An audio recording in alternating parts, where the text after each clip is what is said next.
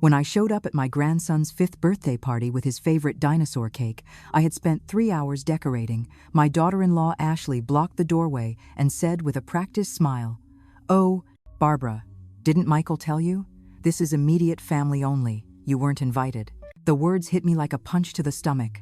I stood on the porch of the house I had helped them buy, holding a cake for the grandson I had raised more than his own mother had, being told I wasn't family enough to attend his birthday party. "I am immediate family," I said quietly. "I'm his grandmother." "Extended family?" Ashley corrected. "We're keeping it small this year, just parents and siblings."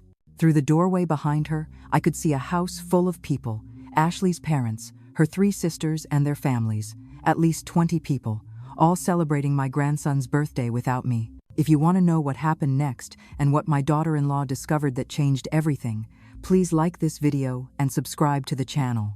Your support helps me share these stories. Thank you, and let's continue. "Ashley," I said, my voice shaking, "I've been there for every birthday. I was at the hospital when he was born. I've taken care of him every day while you work. How can you—" "That's actually something we need to discuss," she cut me off. "We've decided we don't need your babysitting services anymore. We're enrolling the kids in after-school care. We think it's better for their development." The kids, not just Tommy, my 5-year-old grandson, but also Emma, who was 7, and baby Jack, who was 18 months. All 3 children I had cared for since birth while Ashley and my son Michael worked. "Can I at least say happy birthday to Tommy?" I asked. "Not today. He's busy with his cousins. Maybe another time." She closed the door in my face. I stood there on the porch, holding the dinosaur cake, listening to the laughter and music inside. Inside the house I had helped them afford. Inside the life I had helped them build. I drove home in a daze and sat in my kitchen, the untouched cake on the table. My phone buzzed, a text from Ashley. "Please don't show up unannounced again. We'll let you know when visits are appropriate." I looked at the photos on my refrigerator. Tommy's first day of kindergarten I had taken him. Emma learning to ride a bike I had taught her. Jack's first steps taken in my living room while I watched him. For 5 years with Tommy, 7 with Emma, and 18 months with Jack, I had been their primary caregiver. Every morning, I picked them up before school. Every afternoon, I picked them up after. Every sick day, every snow day, every teacher conference, I had fed them, bathed them, helped with homework, read bedtime stories. And now I wasn't even invited to a birthday party. I called Michael. He answered on the 4th ring, and I could hear party noise in the background. "Mom, I can't talk right now." "Michael, what is going on? Why wasn't I invited to Tommy's party?" Ashley thought it would be better to keep it small this year. 20 people isn't small, Michael. And I'm his grandmother. I know. But Ashley's family traveled from out of state. It would have been awkward to invite the woman who has raised your children for the past 7 years? "Mom, don't be dramatic. You haven't raised them. Ashley and I are their parents. I've watched them every single day, Michael. I've been there more than both of you combined. That was your choice. We never asked you to. You absolutely asked me. You begged me. When Tommy was born, you couldn't afford daycare. You asked if I could watch him just for a little while. That was 7 years ago, and we appreciate that. But the kids are getting older. They need structure, professional care. I've provided structure. I've provided everything they needed." "Mom, I have to go." Tommy's opening presents. Presents I wasn't allowed to give him. "We'll figure out a visit soon, okay? I'll call you." He hung up. I sat in my kitchen, looking at the calendar on my wall. Every weekday for the past 7 years had been marked with the kids' schedules. School pickups, doctor appointments, soccer practice, dance class, piano lessons. I had coordinated all of it, paid for most of it, been present for all of it. The next morning, I woke up at 6:30 a.m. out of habit. That's when I always got up to get ready to pick up the kids. But today, there were no kids to pick up. Today, I was apparently fired from being their grandmother. At 8 a.m., my phone rang. It was Ashley.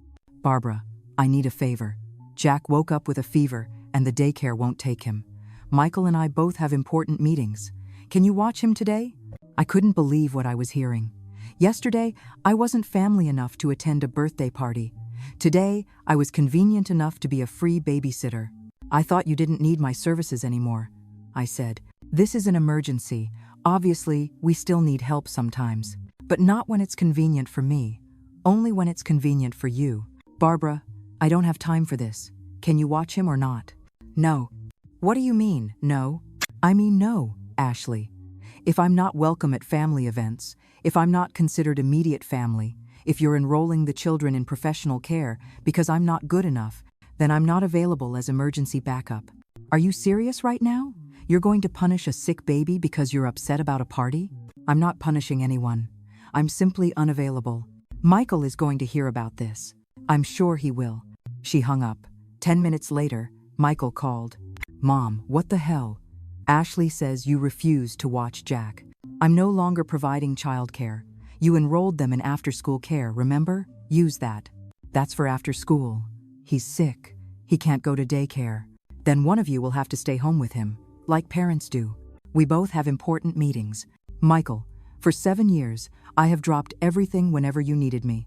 I've canceled plans, missed appointments, rearranged my entire life around your children. And yesterday, I wasn't even allowed to attend a birthday party. You can't have it both ways. You can't shut me out of their lives and then expect me to be available whenever it's convenient. This is different. This is about Jack being sick. No, this is about you and Ashley wanting free childcare without giving me any respect or recognition for what I do. I'm done being taken for granted.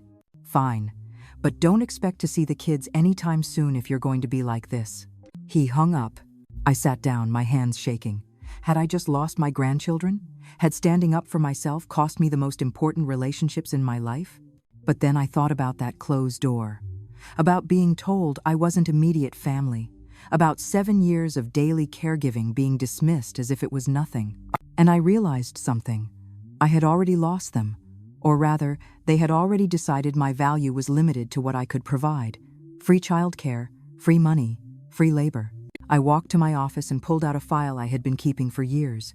Inside were receipts, bank statements, calendars. I had documented everything, not because I planned to use it, but because I was meticulous by nature. The numbers were staggering. 7 years of daily childcare. If I had charged the going rate of $15 per hour for 3 children, 40 hours a week, that was $218,400. School tuition I had paid when they came up short, $42,000. Birthday parties I had funded, $8,500. Christmas and birthday gifts, $15,000. Groceries I bought for them, approximately $400 per month for 7 years, another $33,600. Doctor visits and medications I had covered, $6,200. The down payment I had given them for their house, $50,000. Total, $373,700. $373,700 I had invested in their family over 7 years, not counting the countless hours of love, care, and devotion. And yesterday, I wasn't even worth an invitation to a birthday party. That afternoon, Emily, my daughter, called. Mom, Michael told me what happened. Are you okay? I don't know. Am I wrong? Am I being unreasonable? Are you kidding? Mom, you've basically raised those kids. Ashley, excluding you from the party, was cruel. And then calling you to babysit the next day? That's not just cruel. That's using you. But they're my grandchildren. What if I never see them again? Then Michael and Ashley will have shown their true colors. Mom, you can't let them treat you like this. You've given everything to those kids, and they're taking it for granted. I just miss them so much already. I know, but you have to stand firm. Otherwise, this will just keep happening. They'll keep shutting you out when it's convenient and dragging you back in when they need something. After we hung up, I looked at the calendar again.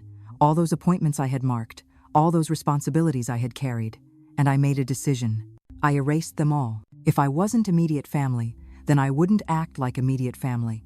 If my services weren't needed or appreciated, then I wouldn't provide them. It was time for Michael and Ashley to learn what they were actually losing.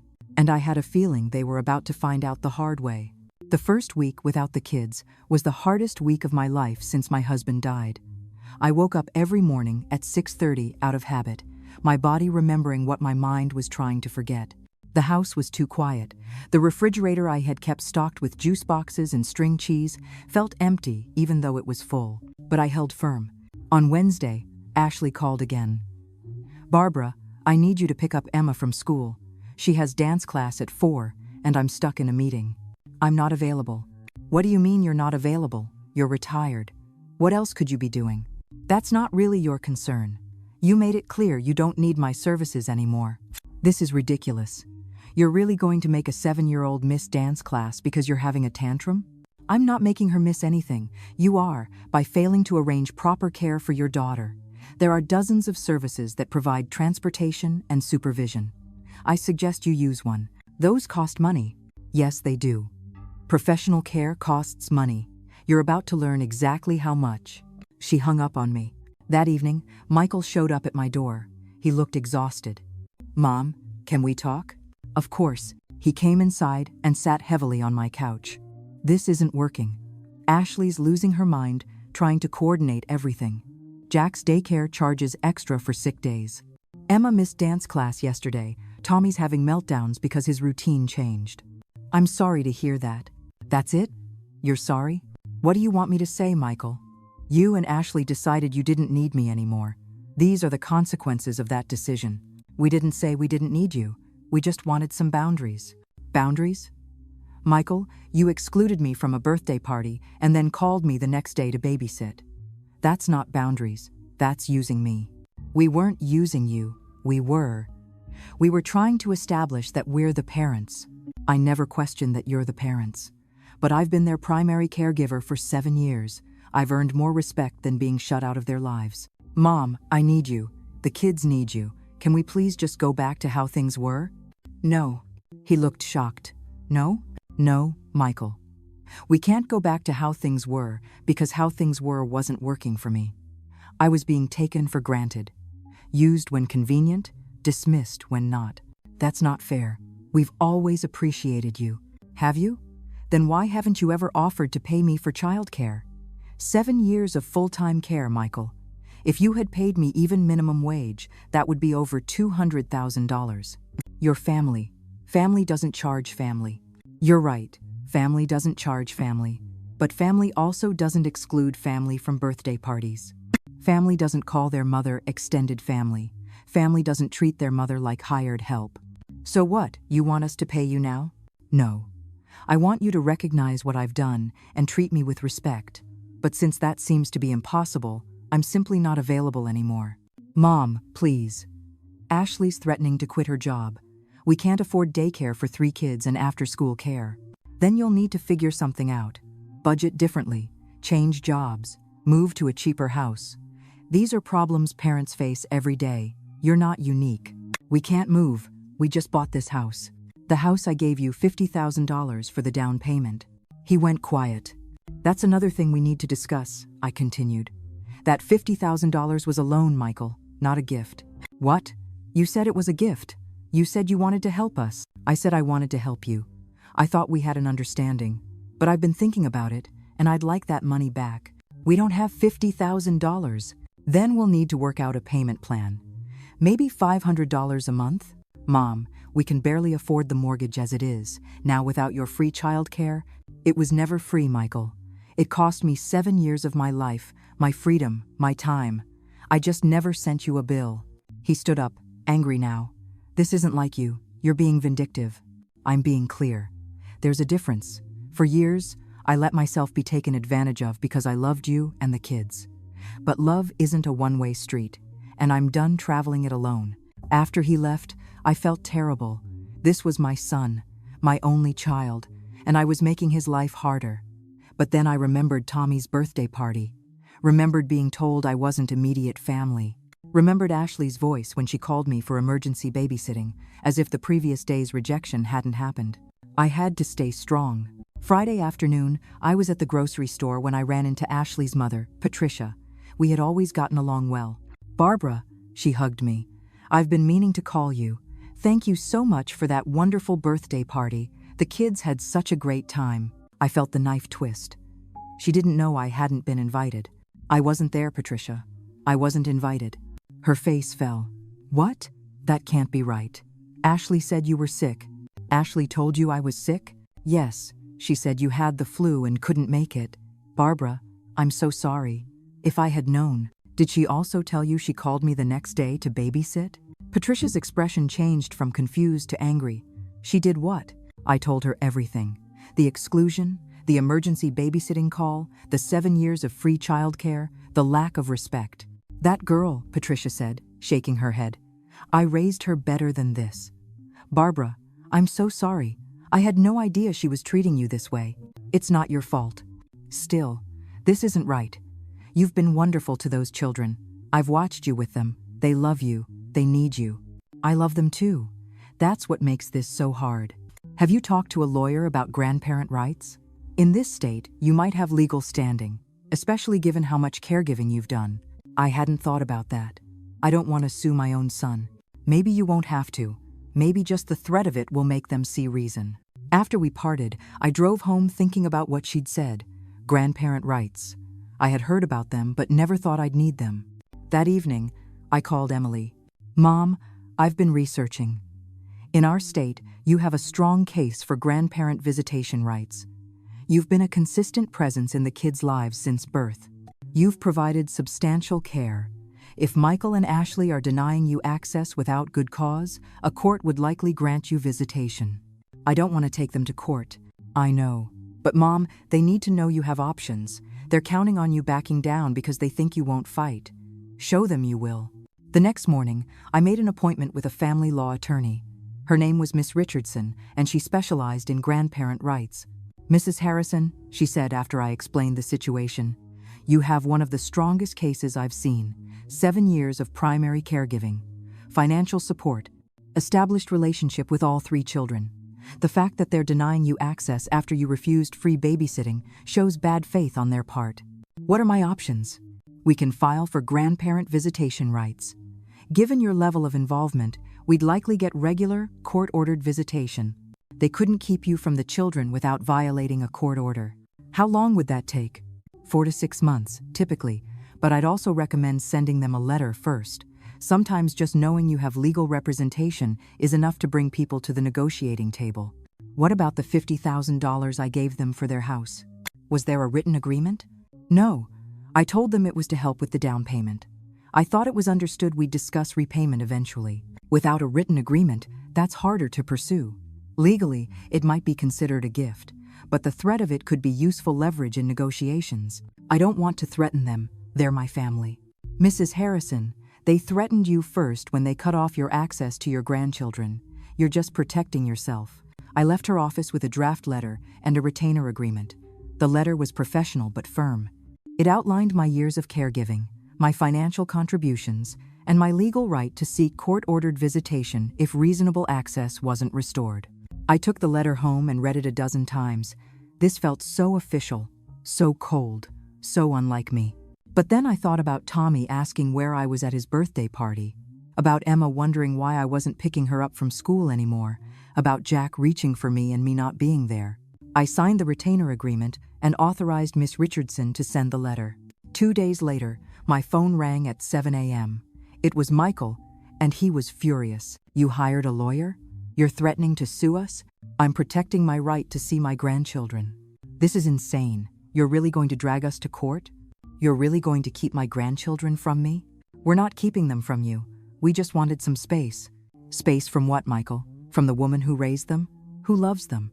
Who has been there for them every single day of their lives? Ashley says you're trying to take them away from us. That's ridiculous. I'm trying to maintain a relationship with them. The relationship you and Ashley are destroying. If you send that letter, Mom, we're done. You'll never see those kids again. If you force me to court, Michael, a judge will decide when I see them. And given my years of caregiving, I think I'll get very favorable terms. Is that really what you want? He hung up on me. I sat in my kitchen, my heart pounding. I had just threatened my son with legal action over my grandchildren. How had we gotten here? But I knew how. By me giving everything and them taking everything until there was nothing left but resentment and pain. The letter would be delivered tomorrow. And after that, everything would change. One way or another. The legal letter was delivered on a Wednesday morning by certified mail. I know because Miss Richardson called me at 10:15 a.m. to confirm receipt. They signed for it 20 minutes ago, she said. I expect you'll hear from them soon. She was right. My phone started ringing at 10:47 a.m. Michael. I let it go to voicemail. He called back immediately. Then Ashley called. Then Michael again. By noon, I had 17 missed calls. Finally, a text from Michael. "Mom, please answer. We need to talk now." I called him back. "How could you do this?" His voice was shaking. "A legal letter? Threatening to sue us for grandparent rights? This is insane." "What's insane is that I need a lawyer to see my own grandchildren." "You don't need a lawyer, you just need to respect our boundaries. Your boundaries seem to be that I'm only welcome when you need free childcare. That's not boundaries, Michael. That's exploitation. We're not exploiting you. We're trying to be independent parents. By excluding me from birthday parties and family events while simultaneously expecting me to be available for emergencies?" He had no response to that. "The letter is very clear," I continued. "I'm requesting reasonable, regular visitation with my grandchildren. If you and Ashley can agree to that without court involvement, there's no problem. Ashley says you're trying to take the kids away from us. That's absurd. I'm asking for what I had before you cut me off. A relationship with my grandchildren. We'll talk about it and get back to you." He hung up. For 2 days, silence. Then on Friday, I received a call from a number I didn't recognize. "Mrs. Harrison? This is Pinewood Elementary School. Emma didn't get picked up from school today, and we can't reach her parents. You're listed as emergency contact. Can you come get her?" My heart clenched. "I'll be right there." I arrived at the school 15 minutes later. Emma was sitting in the office with the secretary, looking worried. "Grandma?" She ran to me and wrapped her arms around my waist. "Where have you been? I missed you." "I missed you too, sweetheart." I held her tight, breathing in the smell of her strawberry shampoo.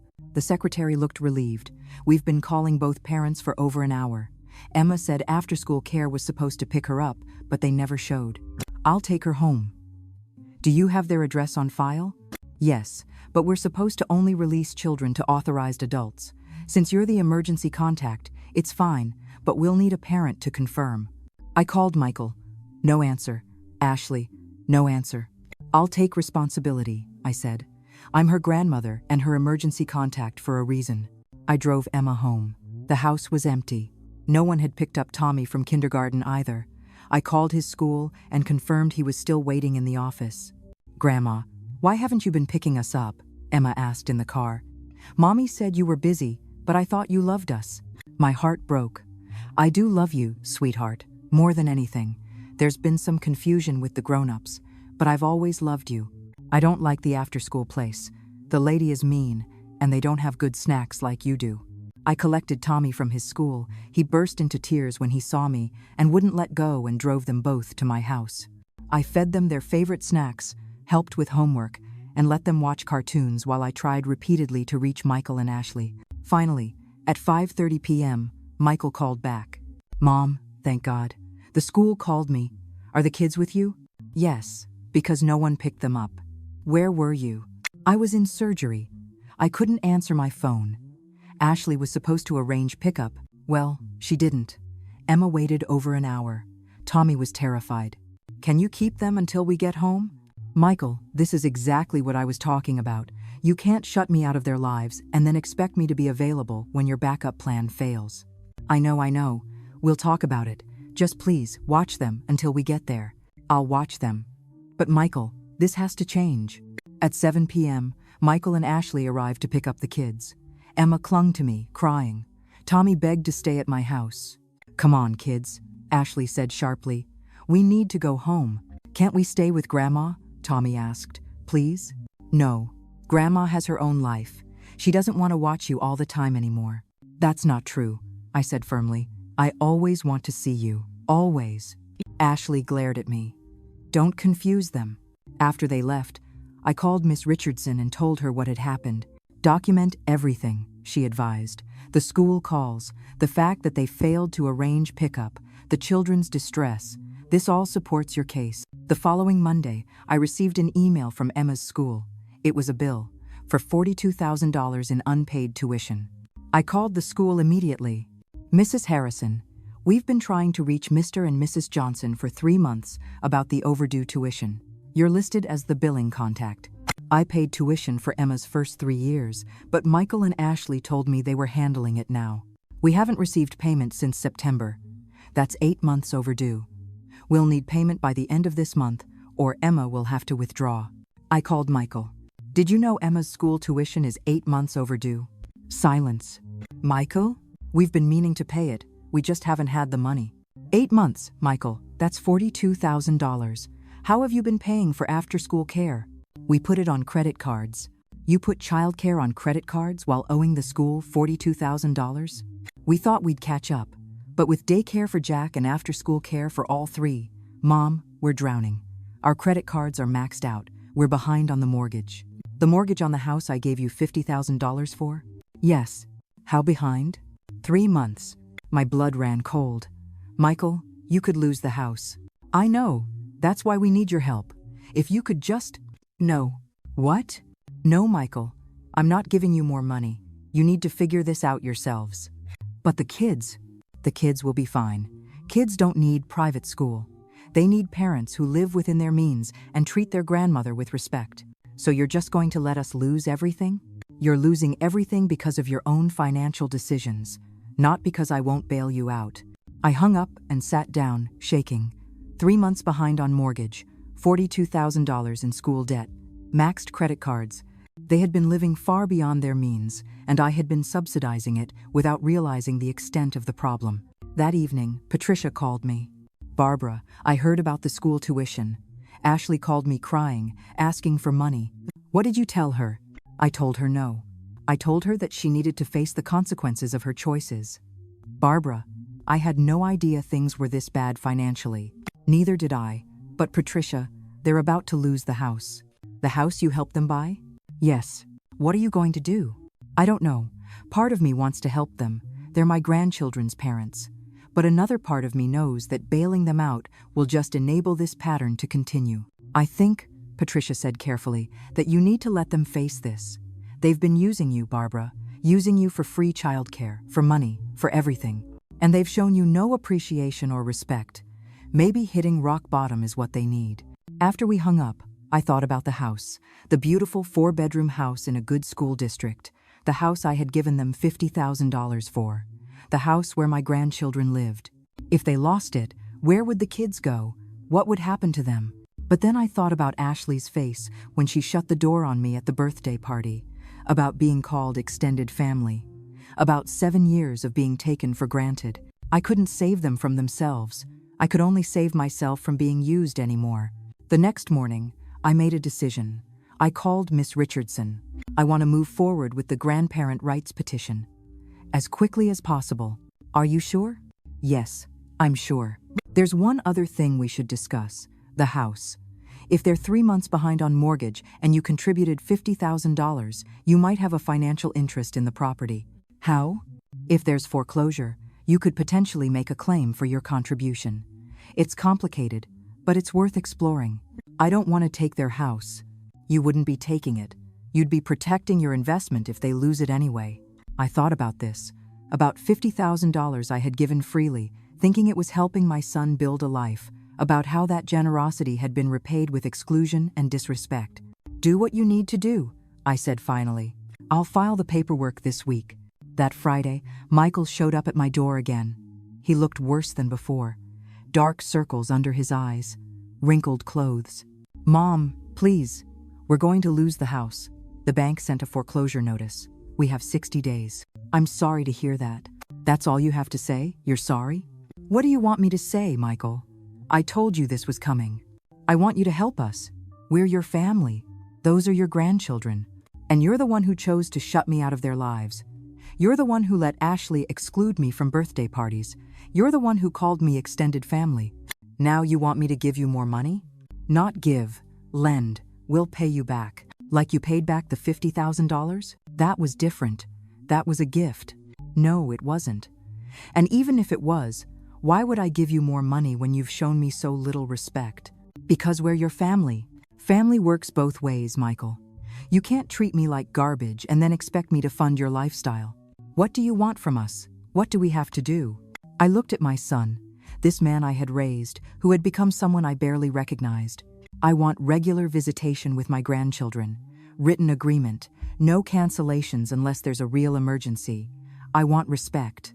I want to be included in their lives, not just when you need something from me. And I want you to acknowledge what I've done for you over the past 7 years. Fine, whatever you want, just please, help us save the house. I'll think about it, I said, after we settle the visitation agreement, after I see it in writing, after you prove you're serious about treating me like family. We don't have time for that, the foreclosure, then you'd better work fast. I closed the door, and for the first time in this whole mess, I felt like I had the power. The next morning, Saturday, Ashley showed up at my door alone. No Michael, no kids, just her, looking smaller somehow, without her usual armor of confidence. Barbara, can we talk? Just the two of us? I let her in. We sat in my living room, the room where I had read bedtime stories to her children hundreds of times. I'm sorry, she said. For everything. For the birthday party. For treating you like free labor. For all of it. Are you sorry because you realize you were wrong, or because you need something from me? She flinched. Both, I guess? Is that terrible? It's honest. Michael said you won't help us unless we agree to visitation, so I'm here to agree. What does that mean to you? Visitation? I don't know. You tell me what you want. I pulled out a document I had drafted with Miss Richardson. I want this in writing. Every other weekend. Friday evening through Sunday afternoon. 1 weeknight dinner per week. All major holidays alternating years. First right of refusal for childcare if you need it, and no interference with my relationship with the children. Ashley read through it, her face getting paler. This is a lot. It's less than I had before you cut me off. Before, I saw them every single day. But this makes it so official. So legal. You made it legal when you excluded me from their lives. This protects everyone. You know exactly when I have the kids. I know I can't be shut out on a whim. And if we sign this, you'll help us with the house? I'll consider helping you with the house. But Ashley, we need to talk about money in general. Okay, the $50,000 I gave you for the down payment. I want it back. We don't have it. I know. So we'll set up a payment plan. $500 a month. Barbara, we can barely afford groceries right now. Then you'll need to cut expenses, cancel subscriptions, stop eating out, budget like normal people do. We can't raise 3 kids on $500 less per month. You're going to have to figure it out. Because I'm done subsidizing a lifestyle you can't afford while being treated like I don't matter. Ashley was quiet for a long moment. You really hate me, don't you? I don't hate you, but I don't trust you, and I don't like how you've treated me. I was jealous, she said suddenly. The kids love you so much. They light up when they see you. They talk about grandma this and grandma that. And I felt like I was being replaced. Like I wasn't enough. So you pushed me out instead of dealing with your insecurity? Yes, and I'm sorry. It was stupid and cruel, and I hurt everyone, including the kids. It was the most honest thing she'd ever said to me. Ashley, I never wanted to replace you. I wanted to support you, but you made me the enemy.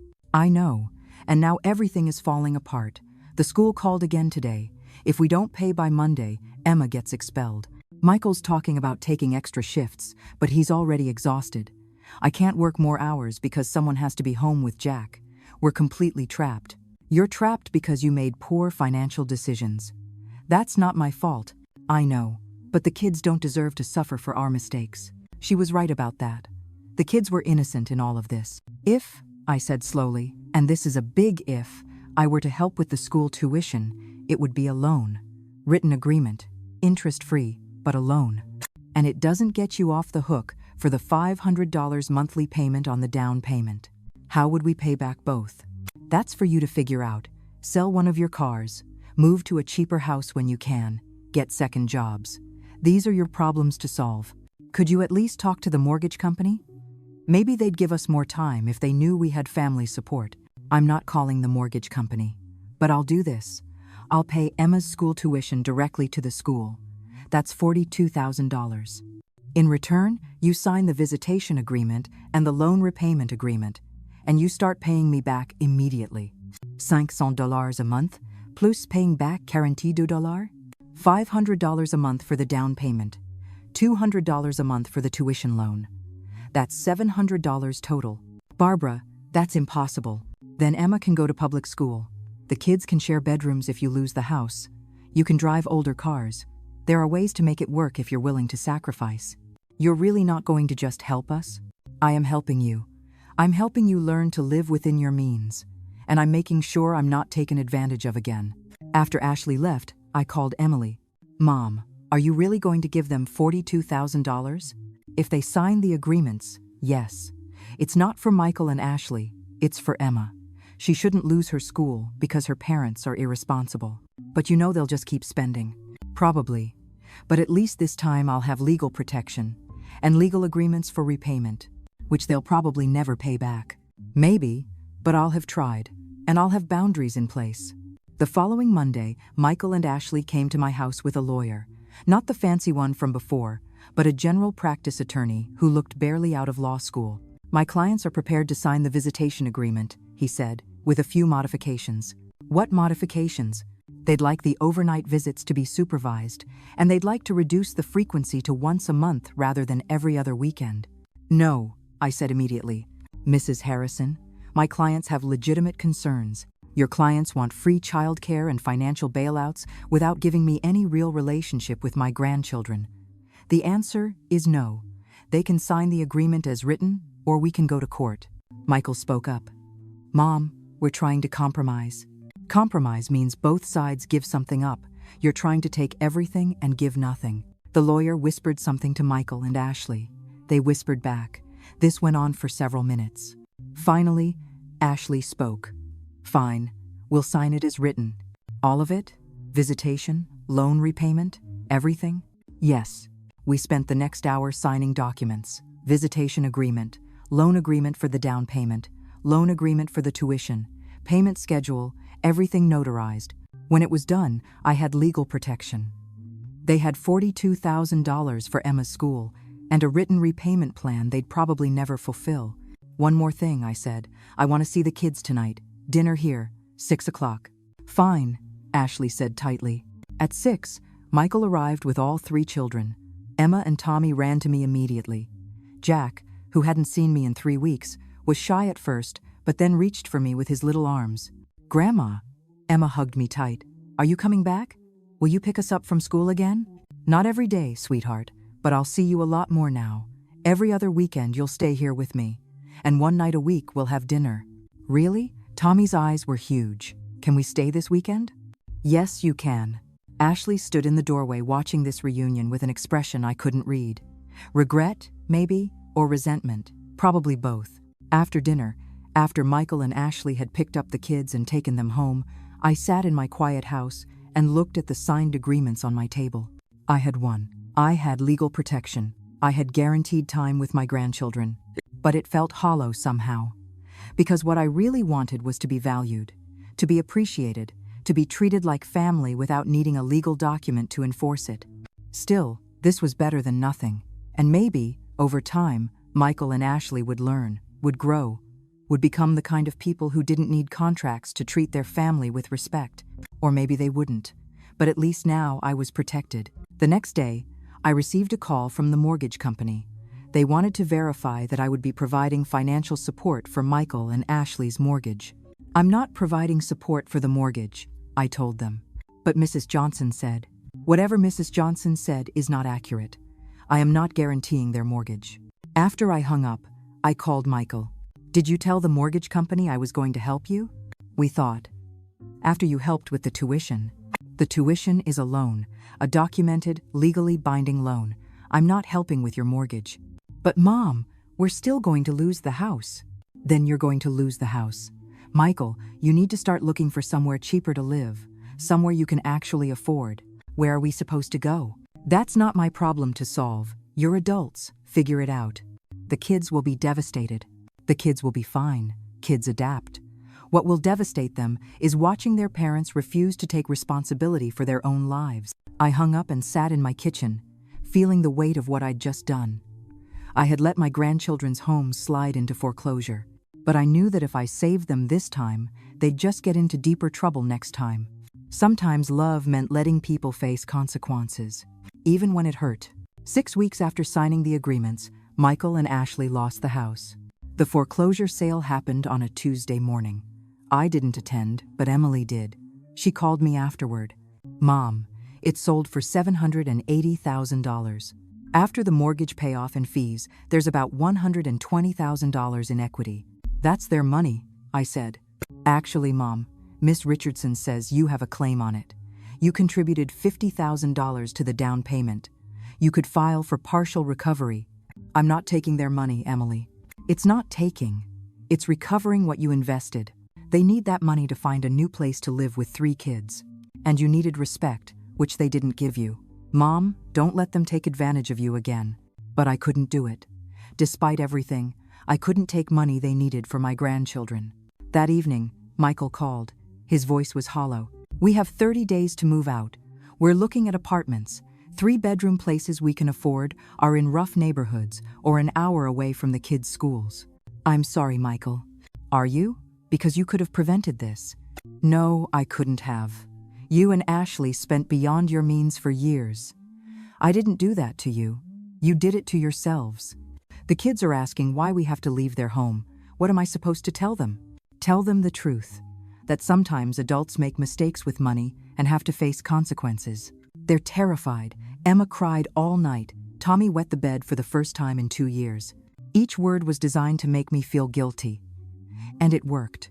But I held firm. Michael, this is hard. I know it is. But you'll get through it. Families do. Some grandmother you are, he said bitterly and hung up. I sat in the silence, wondering if I had done the right thing, wondering if boundaries were worth the pain they caused.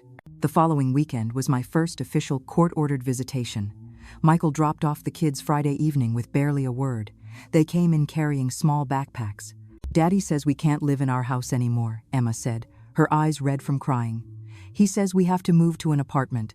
I know, sweetheart. That must be very hard. Why didn't you help them, Grandma? Daddy said you could have saved our house. The question pierced my heart. How do you explain adult finances and boundaries to a 7-year-old? Sometimes grown-ups have problems they need to solve themselves, I said carefully. Your daddy and mommy will find a nice new place to live. It might be different, but you'll still be a family. But I don't want different. I want my room. I want my toys. I know, baby. Change is scary, but you're strong, and you'll still have your family. That's what matters most. Tommy was quieter than usual. At bedtime, he asked, Grandma, are you mad at Daddy? No, sweetheart, I'm not mad. Then why doesn't he smile anymore? Why is Mommy always crying? They're going through a difficult time. But it will get better. Promise? I couldn't promise that. So I just held him until he fell asleep. Sunday evening, when Ashley came to pick up the kids, she looked exhausted, defeated. Barbara, can I talk to you for a minute? We sat on my porch while the kids gathered their things inside. I found something, she said, pulling out her phone. I was going through our bank statements, trying to figure out where all our money went, and I found this. She showed me a spreadsheet. Months of charges, luxury purchases, designer clothes, expensive restaurants, a weekend trip to Vegas I knew nothing about. Michael's been lying to me, she said, about the money, about why we're in debt. I thought it was the kids' expenses, the house, normal things. But he's been spending thousands on himself. Things I never saw, things he hid from me. I looked at the numbers. $3,000 at a golf club, $5,000 on watches, $8,000 on a boys' trip to Miami. I trusted him, Ashley continued. When he said we couldn't afford things, I believed him. When he said your expectations were unreasonable, I believed him. But he was spending money we didn't have on himself while telling me we were broke. Have you talked to him about this? I confronted him last night. He said it was his money, he earned it, he could spend it how he wanted. Barbara, I'm thinking about leaving him. I didn't know what to say. Part of me wanted this for her, she deserved better. But part of me thought about my grandchildren, about another loss they'd have to endure. That's a big decision, I said carefully. I know, but I can't do this anymore. The lying, the manipulation. He blamed you for everything, Barbara. Made me think you were the problem. But you weren't. He was. After she left with the kids, I called Emily and told her what Ashley had revealed. I'm not surprised, Emily said. Michael's always been selfish, but he's good at hiding it. Should I have seen this? All these years, should I have known? Mom, you can't blame yourself for not seeing what he deliberately hid. Even his wife didn't know. 2 weeks later, Ashley filed for divorce. She called to tell me herself. I wanted you to hear it from me. I'm taking the kids and moving in with my parents in Ohio temporarily, just until I can get on my feet. Ohio? That's 8 hours away. I know, but I need help with the kids, and my parents have space. Barbara, I'll make sure you still see them. The visitation agreement is legal. Michael can't stop it, and neither can distance. When are you leaving? Next month. I'm sorry. I know this makes everything harder. After she hung up, I realized what this meant. My grandchildren would be 8 hours away. The every other weekend visits would become major trips. The weeknight dinners would be impossible. I had fought so hard for access to them, and now they were leaving anyway. That evening, Michael showed up at my door. He looked worse than I'd ever seen him, unshaven, disheveled. "She's taking my kids," he said. "Ashley's moving to Ohio and taking my kids." I heard. "This is your fault. If you had helped us, we wouldn't have lost the house. Ashley wouldn't have started digging through finances. She wouldn't have found out about he stopped. Found out about your secret spending?" His face flushed. "She told you." She showed me the evidence. "Michael, you spent thousands while claiming you were broke, while telling your wife you couldn't afford things, while blaming me for your financial problems. I work hard. I deserve to enjoy my money. It wasn't just your money, it was family money. Money that should have gone to your children's education, your mortgage, your future. Instead, you spent it on yourself and lied about it. I'm not here for a lecture." "Then why are you here?" "I need a lawyer. A good divorce lawyer. I can't let her take my kids to Ohio." "Michael, I'm not paying for your divorce lawyer."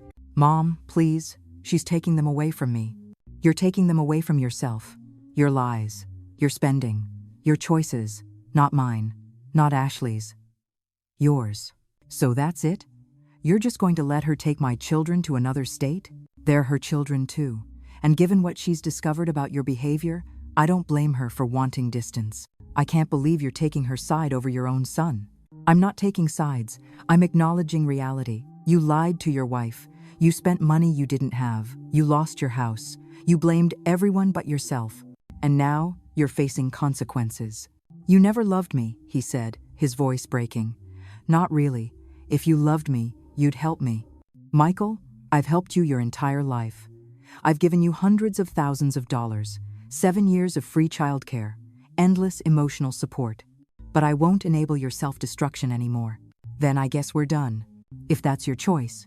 He left, and I sat in my house wondering how we'd gotten here, how my relationship with my only child had deteriorated to this point. 3 days later, I received an email from Ashley. She had enrolled the kids in schools near her parents' house in Ohio. She included the address and invited me to visit any time. "I know this isn't what you wanted," she wrote, "but Barbara, I need you to know that you were right about everything. You set boundaries, and I resented you for it. But those boundaries saved me. They made me look harder at my marriage, at the finances, at everything. And I found the truth. Thank you for being strong enough to stand up to us. I wish I had listened sooner." I read the email 3 times. This woman who had shut me out of a birthday party, who had excluded me from my grandchildren's lives, was thanking me for setting boundaries. A month later, I drove 8 hours to Ohio for my first visitation weekend. Ashley's parents welcomed me warmly. The kids were adjusting, slowly. Emma had new friends. Tommy liked his teacher. Jack was happy as long as he had his favorite stuffed elephant. On Saturday afternoon, while the kids played in the backyard, Ashley and I had coffee on her parents' porch. "Have you heard from Michael?" I asked. "He calls the kids once a week, sends child support irregularly. He's fighting the custody arrangement, but his lawyer says he doesn't have a strong case given the financial deception. How are you doing?" "Better. Therapy helps. My parents help. And honestly, not being married to someone who lies constantly helps most of all. I'm sorry it ended this way." "I'm not. It should have ended years ago. I just didn't see it." "None of us did." "You did though, didn't you? All those years, you saw who he really was. That's why you finally set boundaries." I thought about that. Had I known? Or had I just finally admitted what I'd been avoiding? "I saw that the situation wasn't healthy," I said, "for any of us." "Well, thank you for seeing it. Even if it took me a while to understand." As I drove home Sunday evening, I thought about family, about how sometimes love means letting people face consequences, about how sometimes the kindest thing you can do is refuse to enable dysfunction. I had lost easy access to my grandchildren. I had lost my relationship with my son, at least for now, but I had gained something too. My self-respect, my boundaries, my peace. And sometimes, that had to be enough. 1 year after the birthday party that changed everything, I sat in my kitchen making Emma's favorite chocolate chip cookies for her 8th birthday. This time, I was invited to the party. The drive to Ohio had become familiar.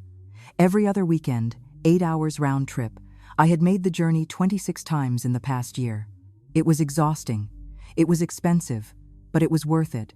The kids were thriving. Emma had joined the school choir and talked constantly about her upcoming recital. Tommy had made the soccer team and scored his first goal last week.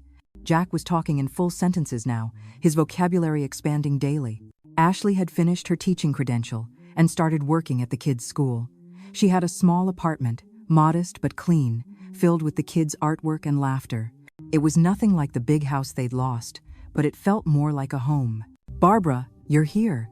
Ashley greeted me at the door with a genuine smile. Over the past year, our relationship had transformed. We weren't best friends, but we had mutual respect, understanding, appreciation. "I brought cookies for the party," I said. "The kids will be so excited. They've been asking about you all week." The party was small. Ashley's parents, her sisters, a few of Emma's school friends. No pretense, no pressure, just family celebrating together. When Emma saw me, she ran into my arms. "Grandma, you came." "Of course I came, sweetheart. I wouldn't miss your birthday for the world." Later, while the kids played in the backyard, Patricia pulled me aside. "Barbara, I wanted to thank you for standing firm, for showing Ashley what boundaries look like. She's a different person now, stronger, happier. She did the hard work herself, but you showed her it was possible. You know, she talks about you to the kids all the time, not as the grandmother who helped with money, but as the grandmother who loved them enough to demand respect." That evening, after the party, Ashley and I sat on her small balcony while the kids watched a movie inside. "I got a call from Michael yesterday," she said. "Oh? He wants to come visit the kids. He's been in therapy for 6 months, says he's working on himself, taking responsibility for his choices." "How do you feel about that?" "Scared, hopeful, confused, all of it." She paused. "He asked about you, asked if you ever mention him." "What did you tell him?" "That you ask about him every time you visit, that you worry about him, that you still love him." It was true. Despite everything, Michael was still my son. I didn't like who he'd become, but I loved who he could be. "Do you think he's really changing?" Ashley asked. "I don't know. Change is hard. But I hope he is." "Would you see him, if he asked?" "Yes, but with boundaries. I won't go back to how things were." "Good, because the old way didn't work for anyone."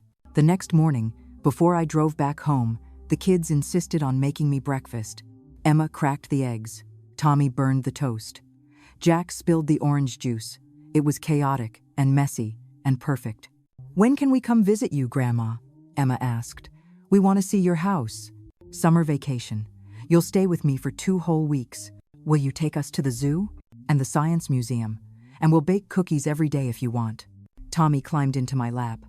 "I love you, Grandma." "I love you too, sweetheart." On the drive home, I thought about the past year, about everything I had lost and everything I had gained. I had lost daily access to my grandchildren.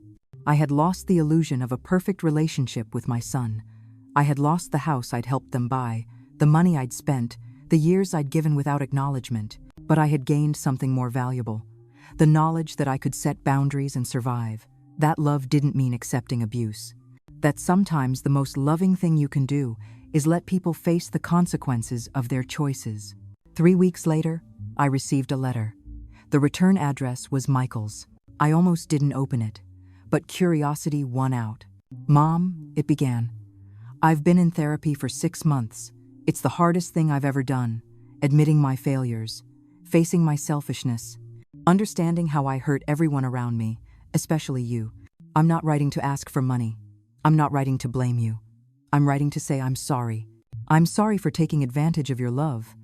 I'm sorry for letting Ashley exclude you from the birthday party. I'm sorry for the years of taking you for granted. I'm sorry for blaming you when my life fell apart because of my own choices. My therapist says I need to make amends without expecting forgiveness. So I'm not asking you to forgive me. I'm just asking you to know that I see now what I did. And I'm working every day to become someone who deserves your love, not just someone who demands it. I'm paying child support now. Every month, on time. I got a financial counselor who's helping me budget. I sold the watch I bought when I should have been paying the mortgage. I'm trying to be responsible. Ashley says you visit the kids regularly. Thank you for that.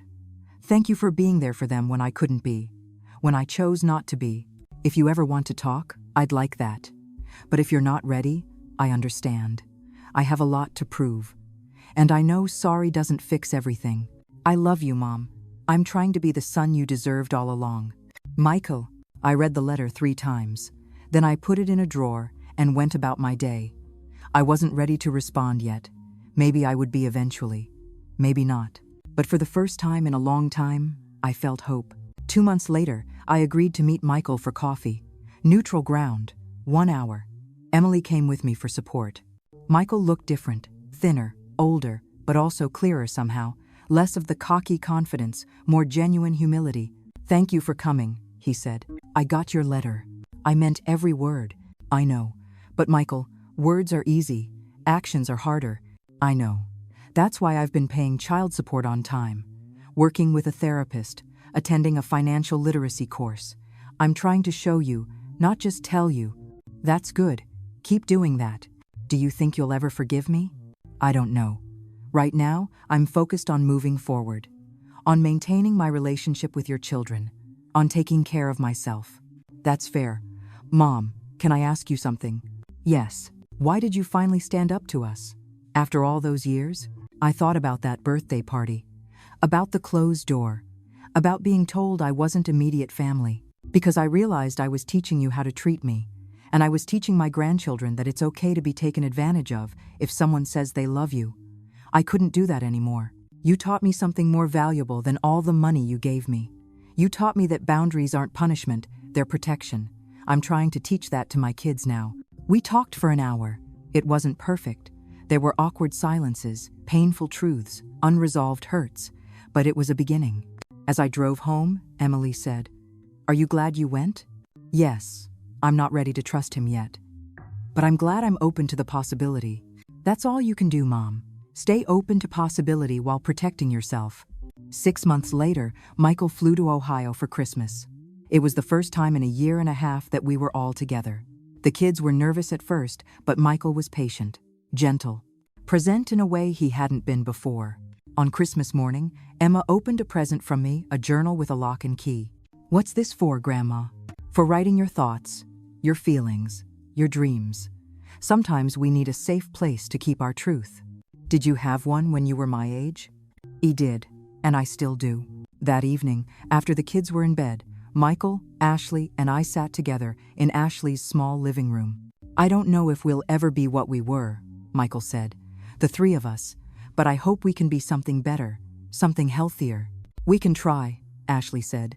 I looked at my son and his ex-wife, at the ruins of what they'd built, and the fragile hope of what they were building now. It wasn't perfect. It was messy and complicated and hard.